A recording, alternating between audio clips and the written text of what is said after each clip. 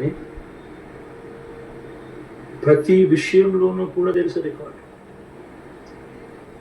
A record has been created. Chandrababu Naidu గారు హయాంలో ప్రభుత్వ ఉద్యోగాలు ఎన్ని ఇచ్చారు అని అంటే 32,000. This is data. మన హయాంలో ఉద్యోగాలు ఎన్ని ఇచ్చాము అని అంటే రాష్ట్రంలో మనం అధికారంలోకి రాక మునుపు వరకు రాష్ట్రంలో ఉన్న మొత్తం ఉద్యోగాలు ఎన్ని అంటే 4 లక్షలు. మనం వచ్చిన తర్వాత అడిషనల్గా ఇంకొక 2,31,000 ఉద్యోగాలు ఇచ్చాం.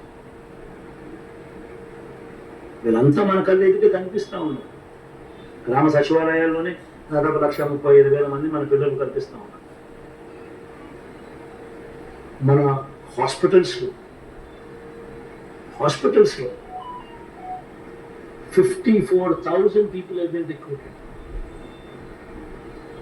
You know, స్పెషలిస్ట్ హాస్పిటల్స్లో నేషనల్ యావరేజ్ చూస్తే స్పెషలిస్ట్ డాక్టర్ల కొరత in government hospitals national average 61%.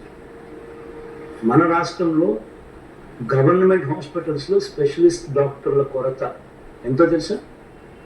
కేవలం 3.95%. ఆ స్థాయిలో ప్రతి రంగంలోనూ కళ్ళెదుటే కనిపిస్తుంది.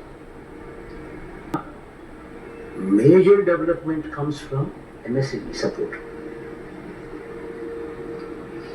ఈ ఎంఎస్ఎంఈస్ మీద మనం పెట్టినంత focus never in the history of Andhra Pradesh ఆ కైండ్ ఆఫ్ ఫోకస్ పెట్టారు. పెట్టిన పరిస్థితి ఎప్పుడు లేదు.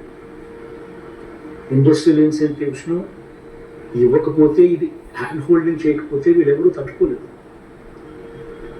ఇంతకుముందు గాలి కుదిరేసిన పరిస్థితి నుంచి ఆ ఇండస్ట్రియల్ ఇన్సెంటివ్స్ అన్నీ కూడా కోవిడ్ టైంలో మనం ఇచ్చి కోవిడ్ టైంలో వీళ్ళందరినీ కూడా ఆదుకోవడం వల్ల వాళ్ళలో కాన్ఫిడెన్స్ పెరిగి ఎంఎస్ఎంఈ సెక్టర్ ఈరోజు రాష్ట్రంలో ఒక బూమ్ అయింది.